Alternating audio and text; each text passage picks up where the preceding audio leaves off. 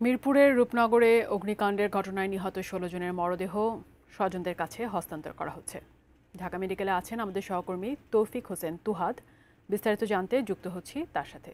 তৌফিক, আপনি জানাবেন আত্মীয় স্বজনদের কী ধরনের প্রতিক্রিয়া দেখছেন?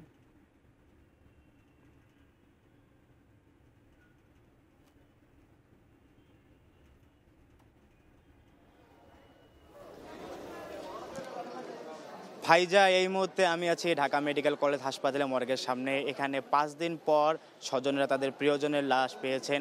রাজধানীর মিরপুরে রূপনগর অগ্নিকাণ্ড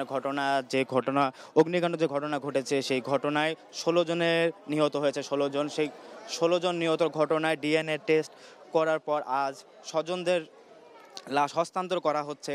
এখন পর্যন্ত হস্তান্তরের কাজ ৮:৩০টার পর থেকে শুরু করা হয়েছে বলে জানিয়েছেন এখানকার কর্তৃপক্ষ। এবং তদন্ত কর্মকর্তার মাধ্যমে সকল লাশ ১৬টি লাশ হস্তান্তর করা হবে স্বজনদের কাছে। এখন পর্যন্ত দেখতে পাচ্ছেন যে এখানে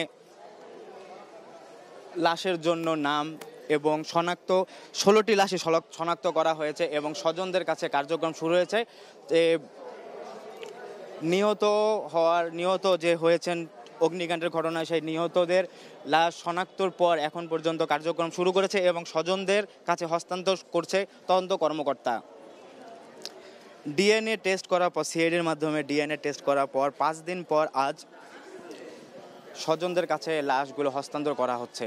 মিরপুর রূপনগর অগ্নিকাণ্ডের যে ঘটনা ঘটেছিল, সেখানে ১৬ জন পুড়ে নিহত হয়েছে। সেই ৫ দিন পর আজ লাশগুলো স্বজনদের কাছে হস্তান্তর করা হচ্ছে এবং আমরা জেনেছি যে দুর্যোগ মন্ত্রণালয় থেকে প্রতি লাশের সাথে ২৫,০০০ টাকা করে দেয়া হবে বলে জানিয়েছেন কর্তৃপক্ষ।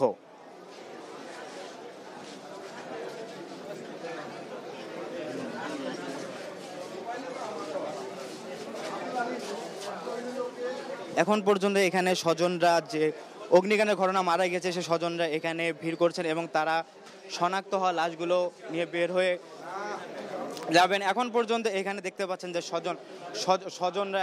স্বজনরা অবস্থান করছে এবং তারা ১৬টি লাশ শনাক্ত হওয়ার পর কার্যক্রম শুরু হয়েছে। যে লাশগুলো, সেই লাশগুলো কার্যক্রম শুরু হয়েছে স্বজনদের প্রতি হস্তান্তর করার।